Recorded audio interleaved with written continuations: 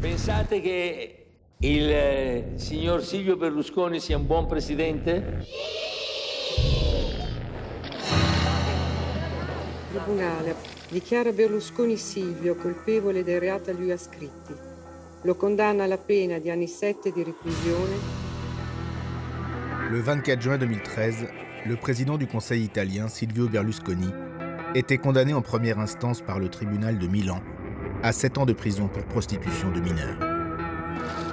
On savait que le Cavaliere était amateur de jeunes filles. Mais là, il avait dépassé les bornes en conviant à ses soirées Bunga Bunga, le nom qu'il donnait à ses parties fines, de jeunes filles mineures. Tout président du Conseil qu'il fut, les anticorps de la démocratie italienne mirent un coup d'arrêt aux agissements de Silvio Berlusconi et à sa carrière politique. Celui qui l'initia aux soirées Bunga Bunga, c'est son vieil ami le colonel Kadhafi. Le dictateur libyen, lui, n'avait rien à craindre de la loi. Il se servit de ses célèbres gardes du corps féminines comme esclaves sexuels pendant des décennies sans jamais être inquiété. Sûr, comme tous les tyrans, de sa toute-puissance et de son impunité. Tyrannie et sexualité, deux univers qui ne donnent jamais rien de bon quand ils se rencontrent.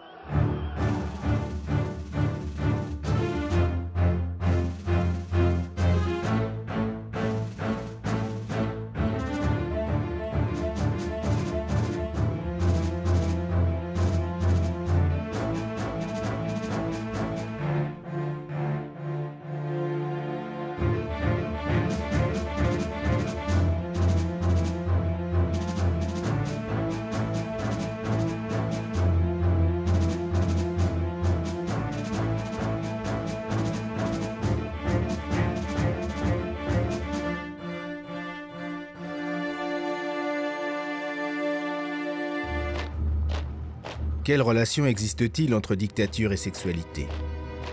La sexualité des tyrans conditionne-t-elle leur pratique du pouvoir? Et d'abord, existe-t-il une sexualité type des dictateurs? Pour répondre à ces questions, nous allons vous raconter la vie privée des 4 plus grands dictateurs du XXe siècle. Benito Mussolini, Adolf Hitler, Joseph Staline et Mao Tse-tung.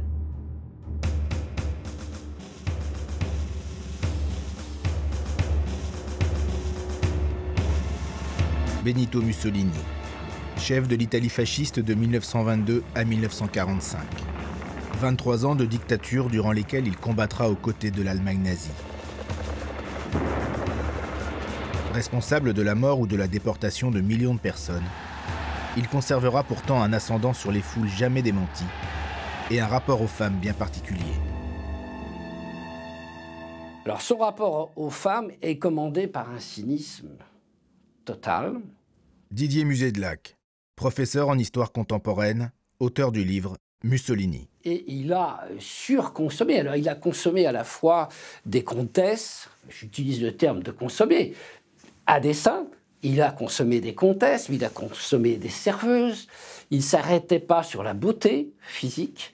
Par conséquent, il a un rapport qui est un rapport, comme il le dit, qui est un rapport instinctif, primitif aux femmes. Il a besoin d'épancher sa sexualité débordante. Et quand il ne peut pas le faire, il est malheureux profondément. Donc il y a cette dimension qui est une dimension fondamentale de son être, je dirais. Et puis il y a la façon dont il procède sur le plan de cette sexualité. On ne peut pas dire que ce soit quelqu'un de tendre, d'un grand amoureux. C'est plutôt quelqu'un qui expédie ses conquêtes.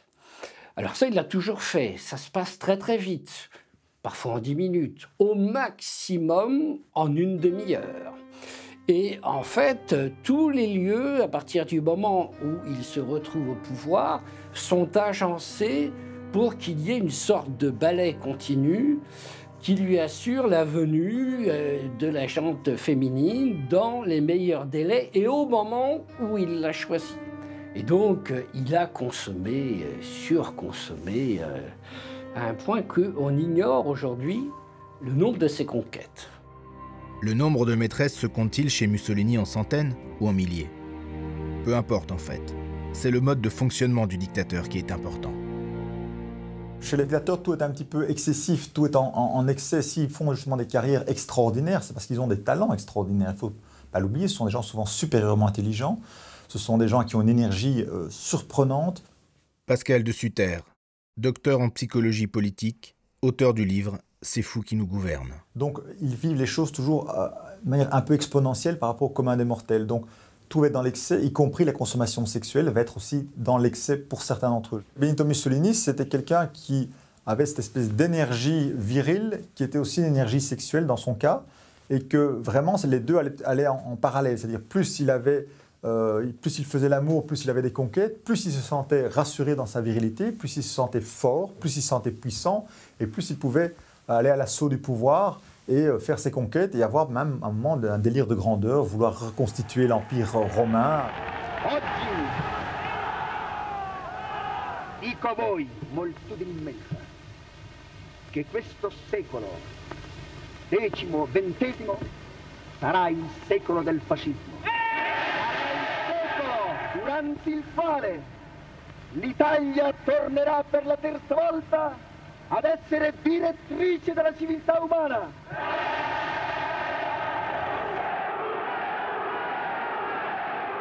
Sur le plan sexuel, c'était la même chose, avec une grande consommation de femmes, en se prenant aussi peut-être pour un surhomme qui peut honorer l'état de femme, mais en n'allant pas jusqu'au bout non plus. Et on pourrait même faire un parallèle entre les conquêtes féminines et les conquêtes militaires de l'Italie, qui étaient dans les deux cas d'être très gourmand, mais pas être tellement gourmet, pas savoir vraiment aller en profondeur dans les choses.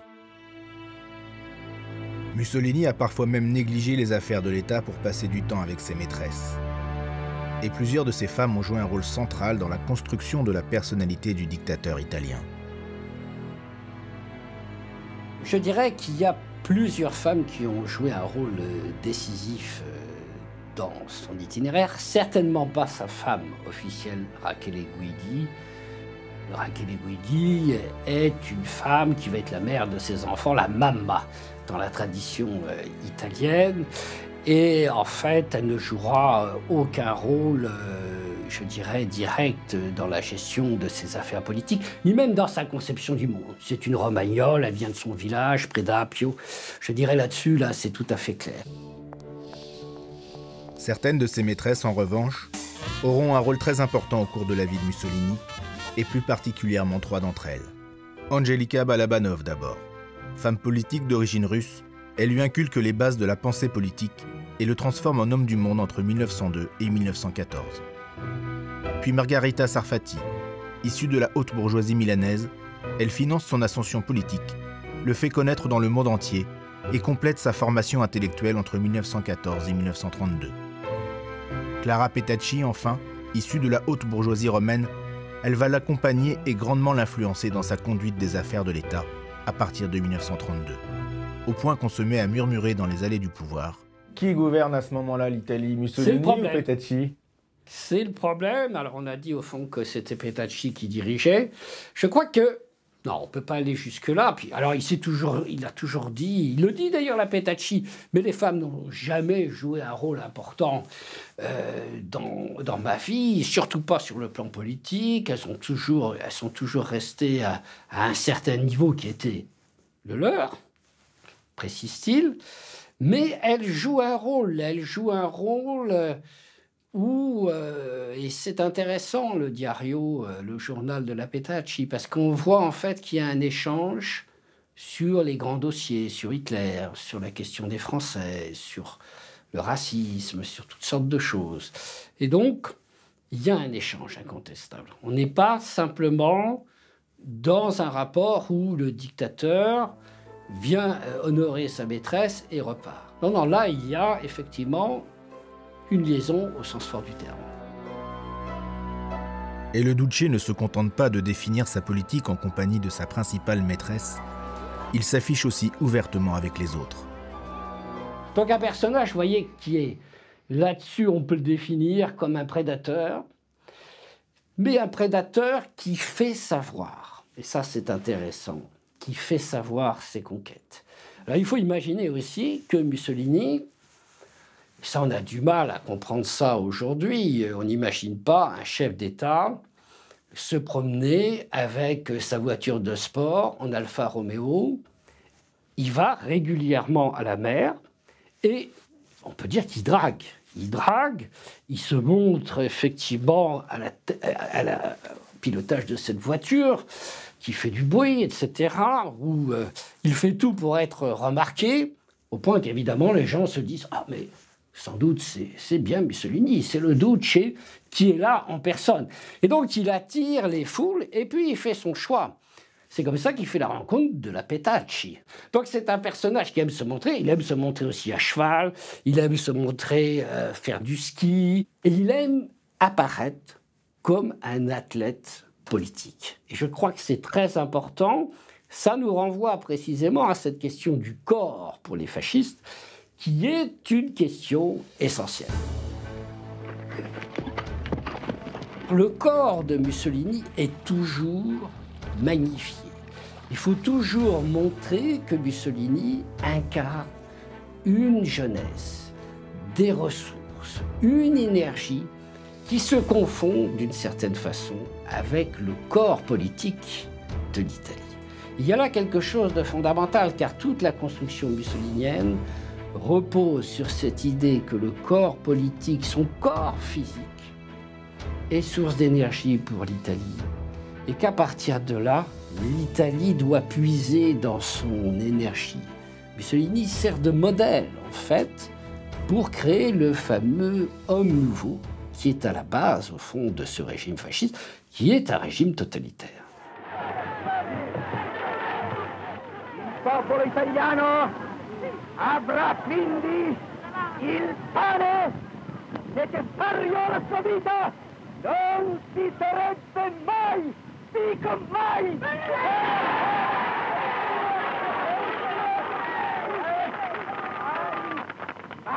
piegato a sollecitare un aiuto qualsiasi dalle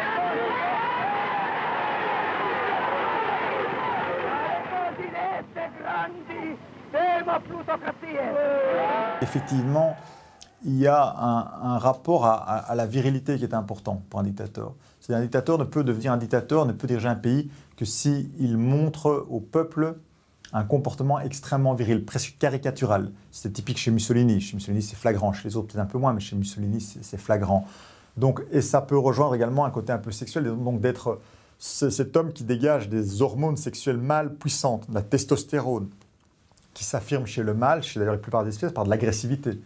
Le mâle gorille le plus costaud, qui tape le plus fort, qui détruit le plus les gros bambous, eh bien, il va être celui qui va attirer les femelles. Donc en général, le dictateur charme les femmes. Et donc, dans ce sens-là, on peut dire qu'il y a une sexualité, c'est que ce sont des grands charmeurs de foule, qui charment les hommes.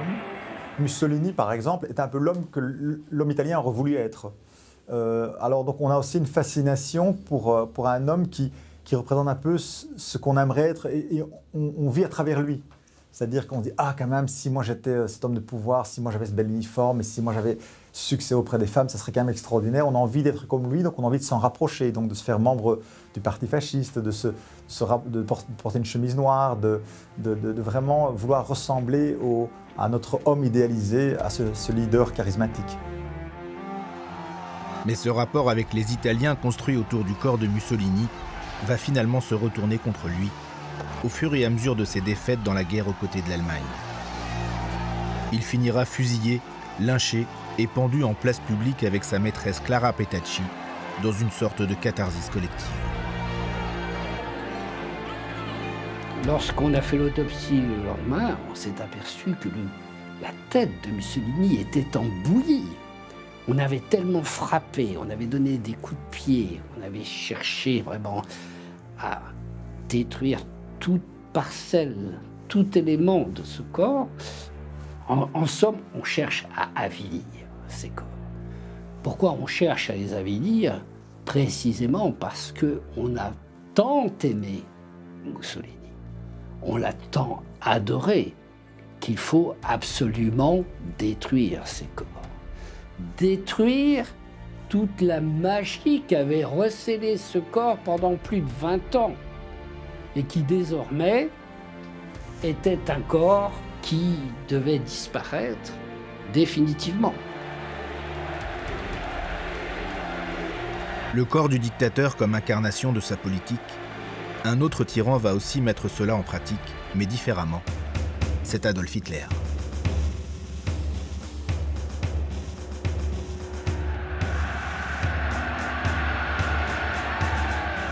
Adolf Hitler, le pire des dictateurs du XXe siècle, responsable de la mort de 50 millions de personnes pendant la Deuxième Guerre mondiale, dont 6 millions de juifs exterminés dans les camps.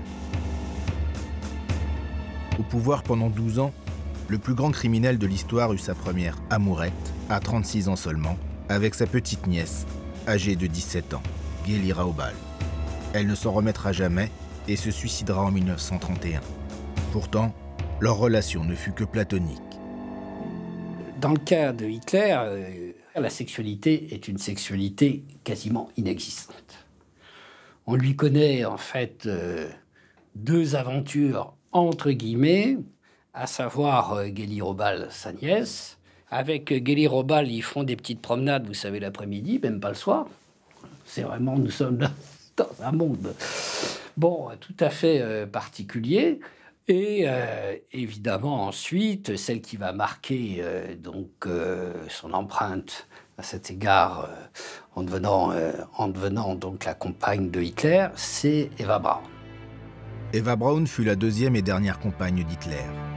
Elle aussi avait 17 ans quand il la rencontra, et elle aussi se suicidera avec Hitler quand la guerre sera perdue. Mais les Allemands n'en surent jamais rien, et sa présence fut seulement tolérée par le dictateur. Si on regarde un petit peu son parcours dans la durée avec Adolf Hitler, on s'aperçoit qu'elle a eu beaucoup de mal à s'installer à côté de Hitler. Pendant très longtemps, Hitler l'écarte systématiquement. Tout ce qui est politique lui est interdit. Elle est considérée comme une sorte de petit oiseau par l'ensemble des nazis qui assistent à ces rencontres. Elle n'a aucun rôle, elle n'a aucune possibilité de s'exprimer. Et sur le plan justement des activités qu'on pourrait attribuer, je dirais, à une sorte d'avancée en matière sexuelle, il n'y a pas grand-chose, très très peu de choses. Ils se promènent, des fois ils se tiennent par la main, mais enfin, vous savez, je pense que c'est un infirme sur ce plan-là.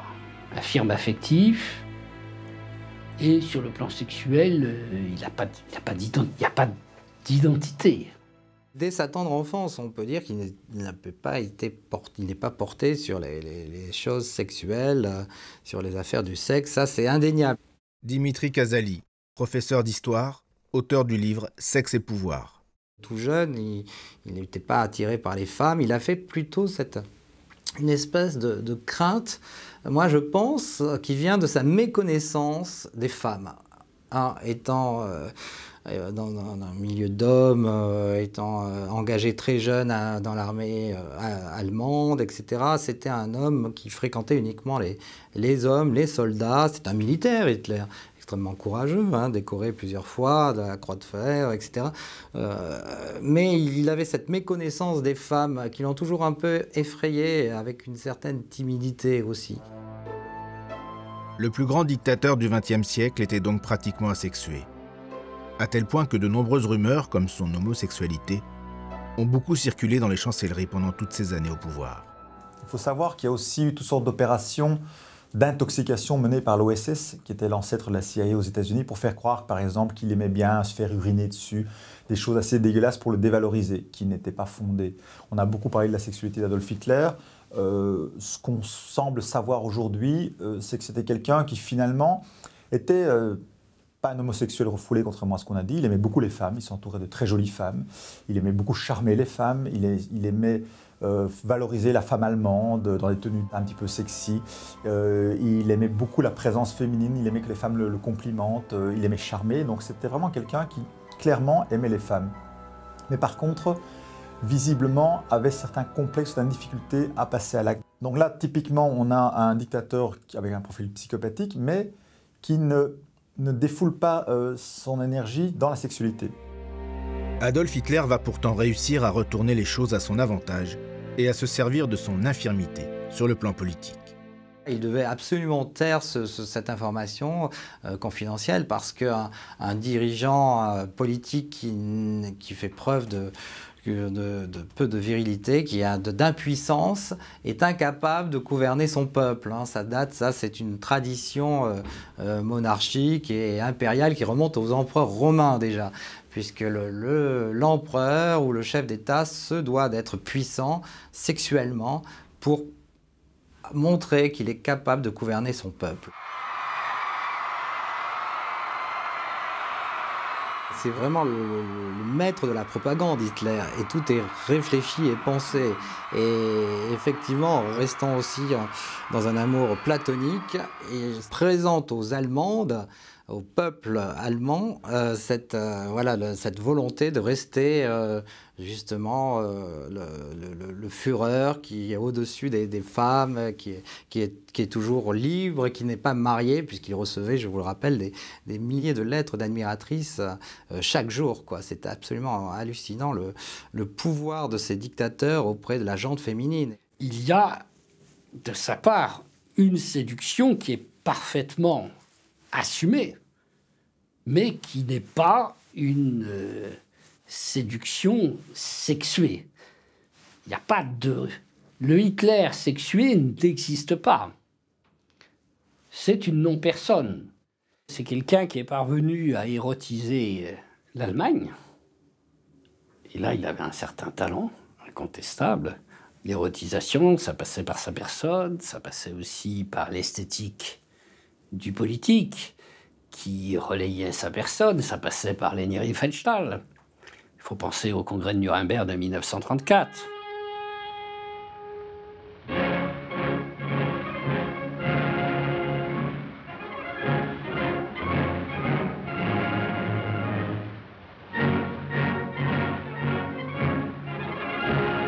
Dans le cas du nazisme, nous avons un corps de Hitler qui n'existe pas en tant que tel, qui est simplement le Führer, le guide absolu, et qui incarne, qui est le porte-parole de la communauté du peuple, la Volksgemeinschaft.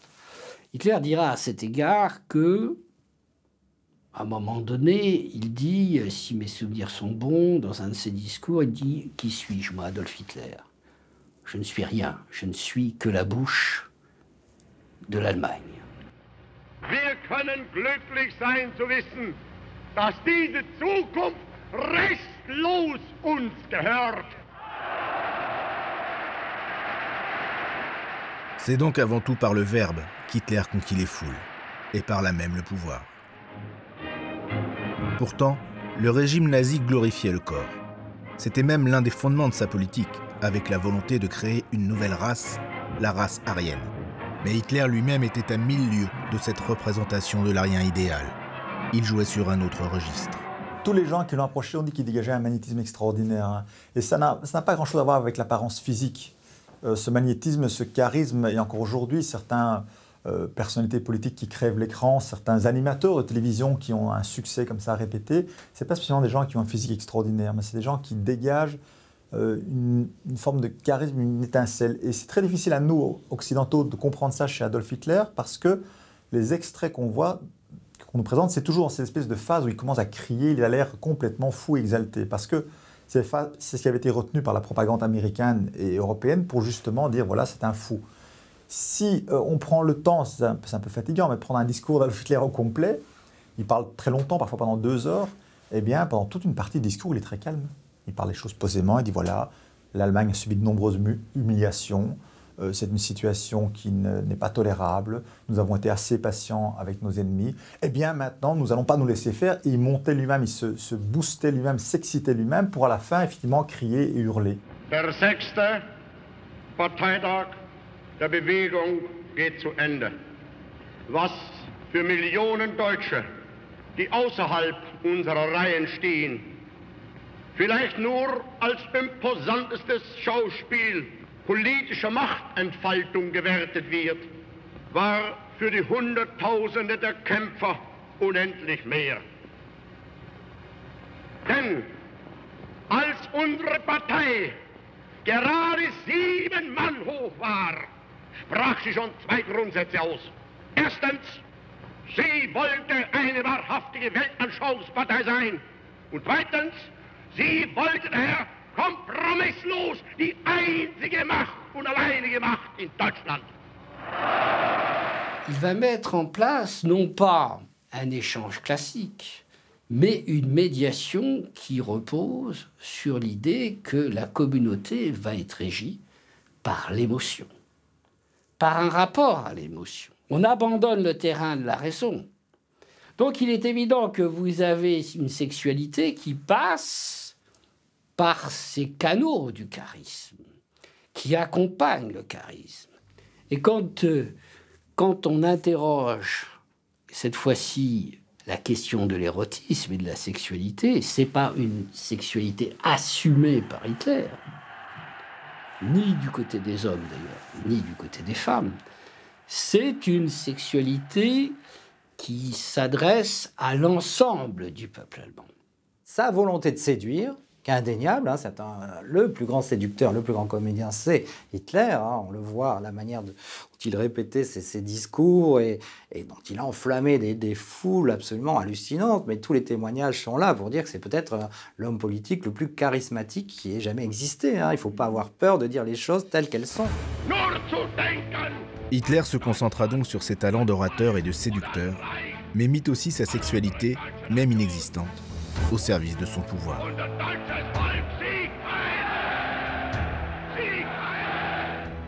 Ce ne fut en revanche pas le cas de son meilleur ennemi, un autre des grands dictateurs du XXe siècle, Joseph Staline.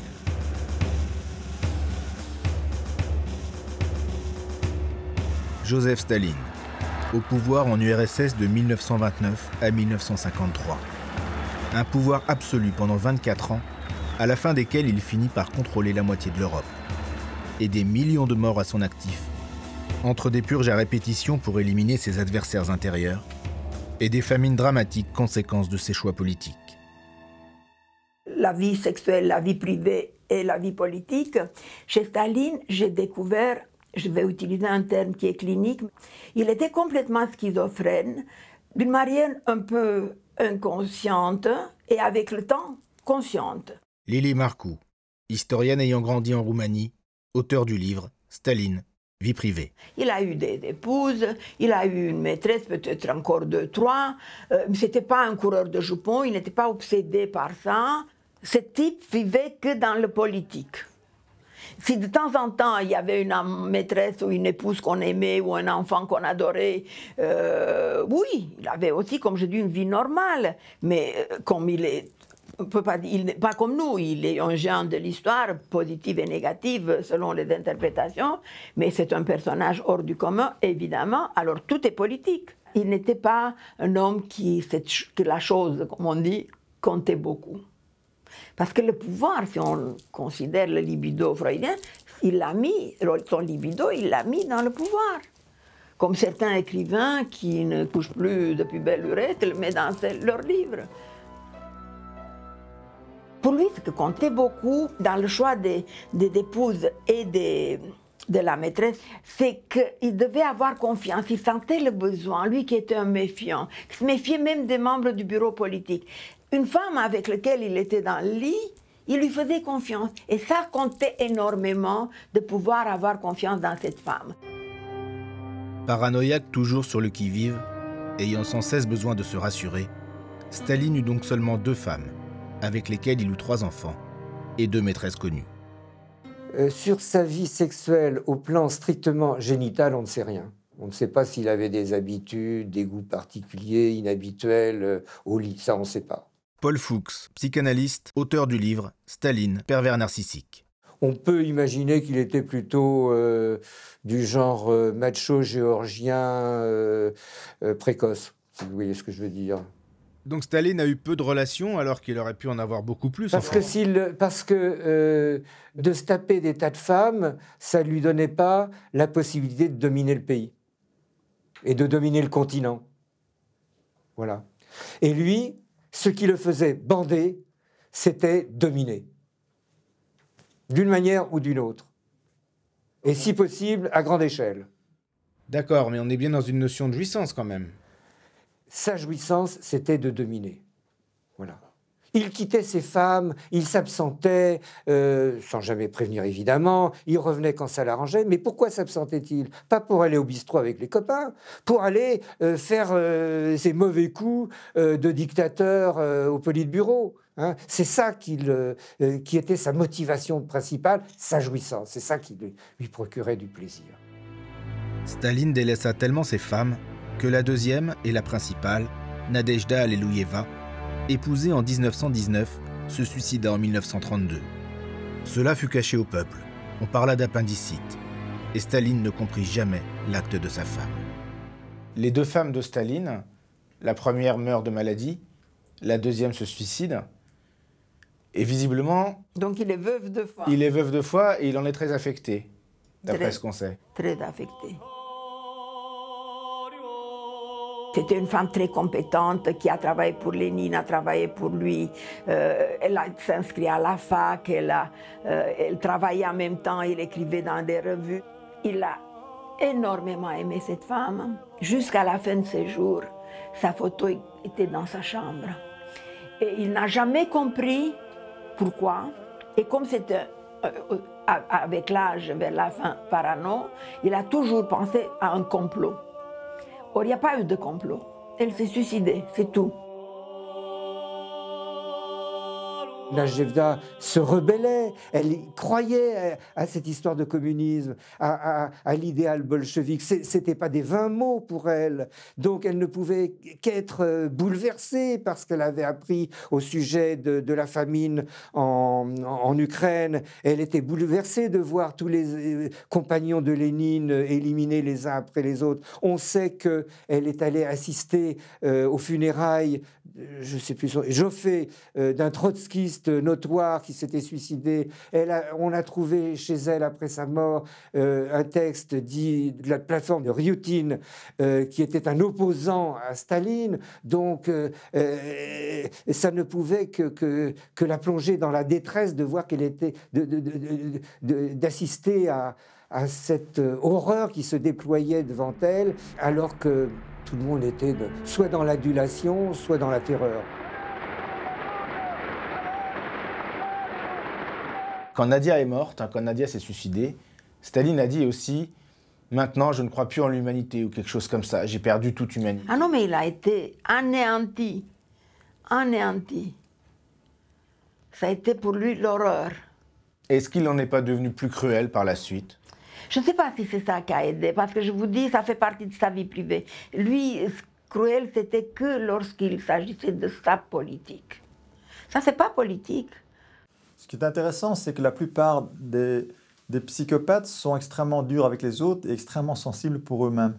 Je ne sais plus quel auteur disait « Tuer n'apprend pas à mourir ». Et donc, on imagine parfois que les psychopathes sont dénués de sentiments. C'est inexact. Les psychopathes sont dénués d'empathie, ce qui n'est pas la même chose. C'est-à-dire que la souffrance des autres ne les touche pas. Donc la souffrance que sa femme a pu vivre, parce que si elle s'est suicidée, c'est peut-être parce qu'aussi lui avait des comportements qui n'étaient pas tout à fait appropriés. Donc la souffrance de l'autre ne les touche pas, mais par contre, quand eux souffrent, là, c'est la souffrance la plus terrible et tout le monde devrait les plaindre, tout le monde devrait pleurer avec eux, et ça ne les empêche pas, eux, de sentir vraiment une souffrance profonde de ce qu'ils vivent à ce moment-là. D'ailleurs, il a dit « Mais comment a-t-elle pu me faire ça ?» Voilà. À moi. À moi. Donc elle s'est suicidée, il ne s'est pas posé la question pourquoi s'est-elle suicidée, est-ce qu'elle était malheureuse, est-ce que moi je lui ai fait quelque chose qui aurait pu l'amener à ce comportement. Ça, il ne s'est évidemment posé aucune question, parce que ce que lui fait subir aux autres, ça n'a aucune espèce d'importance, mais moi, comment est-ce qu'on peut me faire ça à moi? Comment est-ce que moi, on peut me faire souffrir? Comment est-ce que moi, on peut me mettre dans une situation ambivalente? Mais Staline, c'était vraiment, il est un exemple presque clinique du psychopathe absolu. Et en bon psychopathe, Staline va aussi utiliser la sexualité à d'autres fins. Tout dictateur absolu est amené à utiliser le sexe comme instrument politique. Il arrivait à séduire les femmes de ses ministres, de ses généraux, des cadres du parti, pour mieux Ensuite, les manipuler, c'est-à-dire qu'il tirait certaines informations, qu'il détournait, bien sûr. Souvent, ce n'était pas si grave que ça, mais ça suffisait à les faire soit arrêter, les faire envoyer en Sibérie, ou alors il les faisait exécuter. C'est le sexe comme arme politique, hein, c'est-à-dire qu'il s'en sert pour manipuler, pour contrôler. C'est une arme de contrôle hein, de ses proches, de la nomenclatura, des cadres du parti, et il le fait pratiquement avec tous les personnages importants, quoi. Et dans la propagande du régime, la sexualité était-elle présente? Je ne crois pas, parce que l'égalité des sexes était prônée, l'émancipation de la femme était valorisée, même si elle ne l'était pas dans les faits réels. Mais au niveau du discours, ça se disait. Et non, ce n'était pas une sorte de Mussolini. Hein. La propagande autour de la personne de Staline se plaçait en effet sur un autre niveau, celui du petit père des peuples, un papa rassurant pour chaque citoyen russe. Il y avait une croyance qui s'est répandue dans une large partie du peuple, dans la bonté de Staline. Et puis, regardez-le, son visage bonhomme, ses expressions paisibles, Staline prenant une petite fille dans ses bras, recevant des fleurs de la part d'enfants venus en délégation. Mais comment un homme pareil peut-il être mauvais? Il ne peut être que bon. Mais finalement, il a acquis presque une image de Dieu vivant. Mais pas presque, tout à fait. Il suffit de voir le film fait dans les années 50, La prise de Berlin, où on voit Staline en bel uniforme blanc qui descend d'un bel avion blanc, et on dirait le Dieu qui descend d'un nuage pour aller vers son peuple. Il a été déifié, absolument. Товарищи, сегодня мы празднуем великую победу над германским фашизмом. Même si un acteur tenait le rôle de Staline, les faits étaient saisissants. L'historienne Lili Marcoux était adolescente pendant les dernières années de pouvoir du dictateur. Quand on voit Staline descendre, moi je me souviens, j'étais dans la salle, je pleurais comme une madeleine. C'était tellement émouvant, tellement fort. Mais Staline, d'abord, c'est ça. Il se met en scène. Parce qu'il a toujours pensé, comme Lénine, que le cinéma, c'est le meilleur moyen de la propagande. Vous, petite fille, vous étiez amoureuse de Staline? Oui. Oui. Je regrette beaucoup que je n'ai pas ce texte. Je payerais cher. J'avais 16 ans quand j'ai écrit une lettre à Staline. C'était après la chute de Berlin. Une longue lettre. Quand mon père l'a trouvée, il a eu le choc de sa vie. Parce que c'était une lettre d'amour. Mais j'avais 16 ans. Il était plus mon père. C'était mon père. Quand il est mort, mon père, après, j'ai senti exactement la même douleur que lorsque Staline est mort. Encore maintenant. C'était une douleur insupportable. La même douleur quand votre vrai père est mort oui. Et quand Staline est mort. Absolument. Vous mettez ça sur le même niveau. Même niveau. Peut-être plus pour Staline. Comme Lili Marcoux, des dizaines de millions de soviétiques se sentiront réellement orphelins à la mort de Staline. Et des dizaines de milliers d'entre eux se rendront aux grandioses funérailles du dictateur.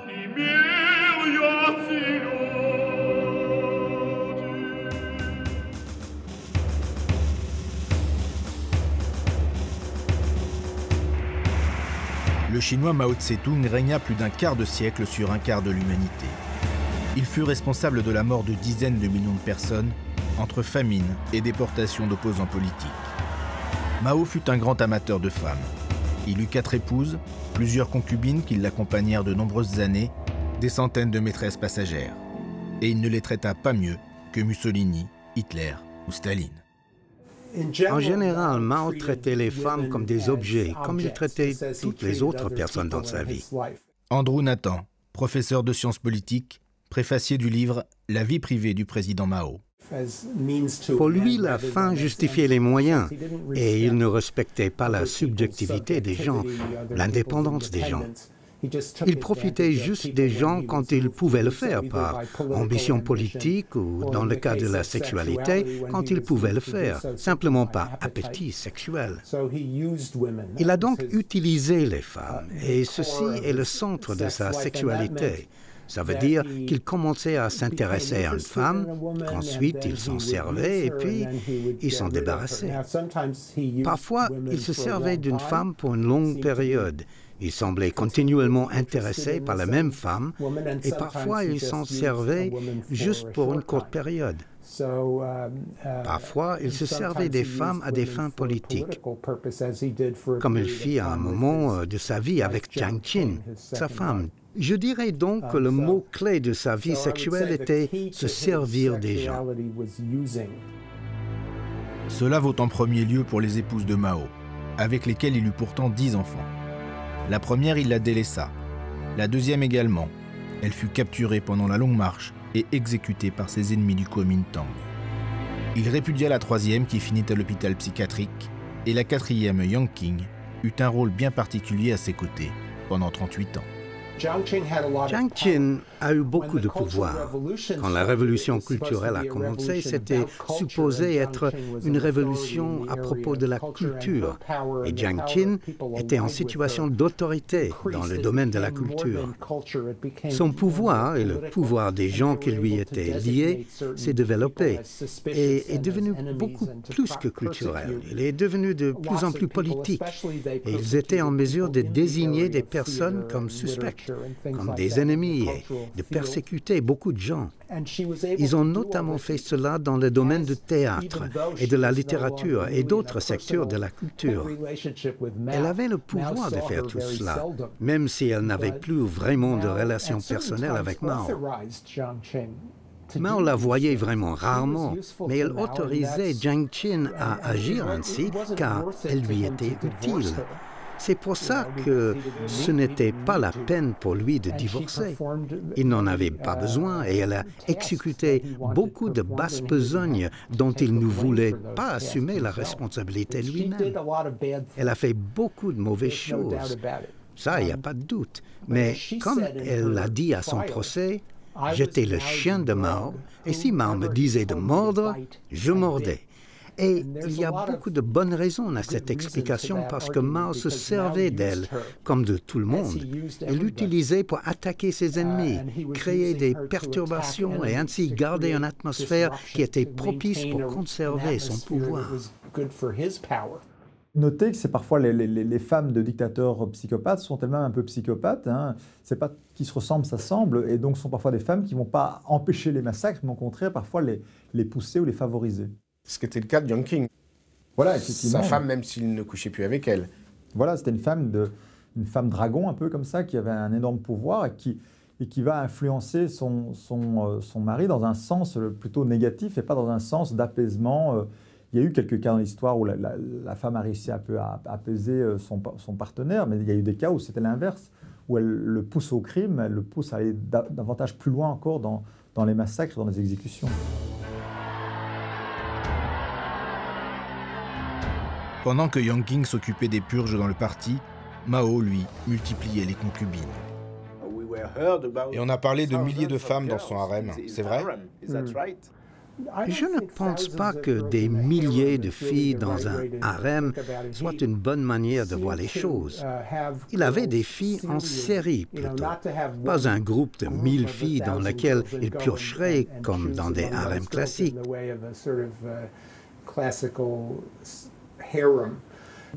Les chefs participaient par exemple à des soirées dansantes et l'armée de libération populaire avait des troupes de divertissement comme d'autres armées ont des troupes musicales ou des troupes d'amusement. Ils avaient des troupes de jeunes filles artistes qui étaient musiciennes, qui pouvaient chanter et danser. Et il invitait ces comédiennes de l'armée de libération populaire à venir danser aux fêtes avec les hauts dirigeants. Mao dansait avec ces jeunes filles et s'il se sentait attiré par l'une d'elles, il disait à son garde-corps personnel, Wang Dongqing, celle-ci est vraiment attirante. Et Wang Dongqing faisait ce qu'il fallait pour que cette personne lui soit présentée, des fois deux en même temps. Mais ce n'était pas vraiment un harem, c'était plutôt un vaste va-et-vient. Un autre endroit où il pouvait choisir des filles de la même manière, c'était dans son train privé. Son train privé avait des hôtesses, comme nous avons des hôtesses sur les compagnies aériennes. Et s'il était attiré par quelqu'un, il indiquait qu'il était intéressé par telle fille et cette fille lui était présentée. En général pour un court moment, mais parfois ça pouvait aussi durer plus longtemps. Plus Mao vieillissait et plus les filles auxquelles il s'intéressait étaient jeunes. Pour Mao, c'était vraiment, oui, cette volonté de se régénérer à travers la chair fraîche de ces jeunes concubines qu'il prenait de plus en plus jeunes, puisqu'à la fin de sa vie, on parle de jeunes vierges de 15 ans, quoi, c'est-à-dire de très jeunes filles. Et il y a cette volonté certaine, oui. Il faut dire aussi que dans la tradition chinoise, faire l'amour le plus longtemps possible avec une jeune fille, puiser dans l'énergie de sa féminité, dans sa lubrification, c'est quelque chose qui permet à un homme de vivre très vieux. On pensait même qu'un homme qui parvenait à ne pas éjaculer et faire l'amour régulièrement avec des jeunes femmes qui pourraient donner beaucoup de leur essence féminine, ferait qu'un homme pourrait rester immortel. Donc, vu que c'était dans la croyance chinoise traditionnelle, c'était pour lui une façon de croire à une forme d'immortalité ou en tout cas d'essayer de vivre le plus vieux possible. Mao vécut vieux en effet. Il mourut à 83 ans et plus son pouvoir fut installé, plus le recrutement de ses concubines devint sophistiqué. Alors, c'est la tradition du gynécée impérial qui remonte jusqu'à 2000 ans avant Jésus-Christ déjà. Il y avait cette espèce de harem chinois et d'organisation administrative très bien hiérarchisée, où des fonctionnaires parcouraient l'empire entier pour trouver des concubines pour l'empereur, justement. Et les plus jolies femmes devaient appartenir au gynécée impérial. Et c'est intéressant pour le dirigeant communiste qu'était Mao. Il n'a pas du tout réformé ses traditions. Il s'est au contraire inscrit dans cette lignée et où il était particulièrement à l'aise, puisqu'on l'a surnommé l'empereur aux 3000 vierges, on l'a surnommé. Voilà, Mao Tse-tung avait 3000 vierges. De toute façon, personne en Chine n'était au courant des frasques de Mao, sauf les dirigeants du premier cercle, qui n'y voyaient pas problème. La plupart des hauts dirigeants avaient une vie sexuelle très libre. Ils se mariaient, divorçaient, se remariaient, redivorçaient. Ils avaient des maîtresses et au niveau des hauts dirigeants, c'était vu comme moderne, comme socialiste.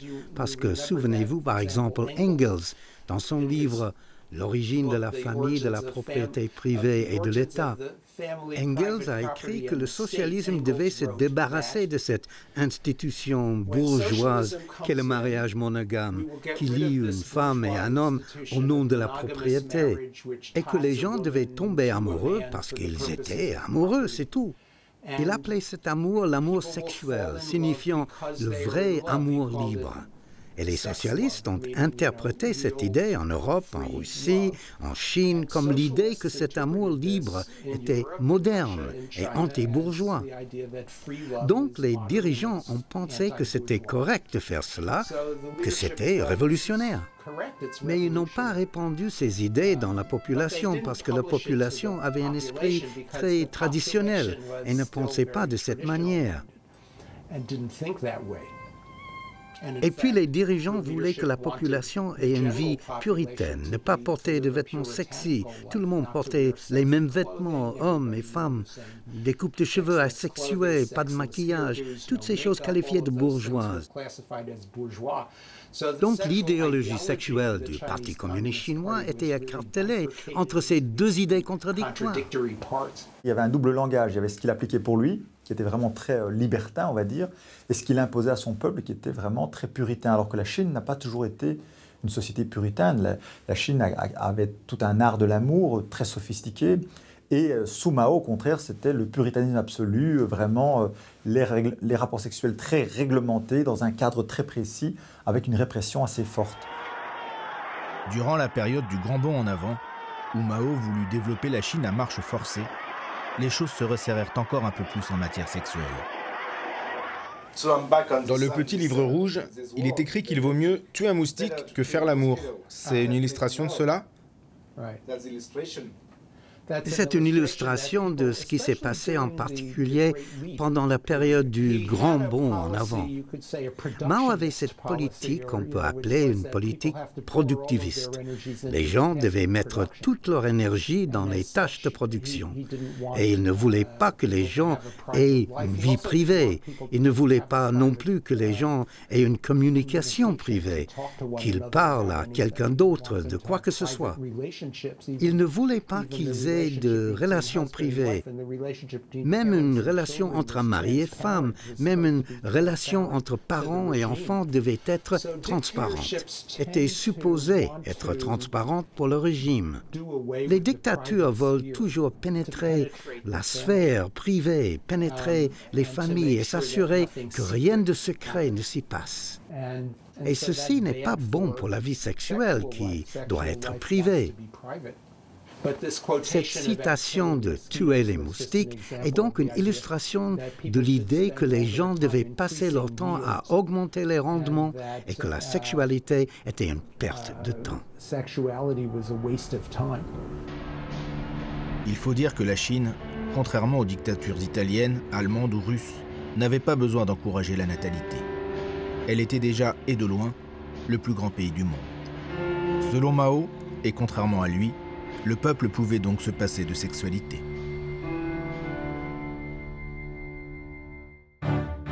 De Staline à Mao, de Mussolini à Hitler, la sexualité des plus grands dictateurs du XXe siècle ne fut donc pas uniforme, mais toujours empreinte d'abus et de perversion.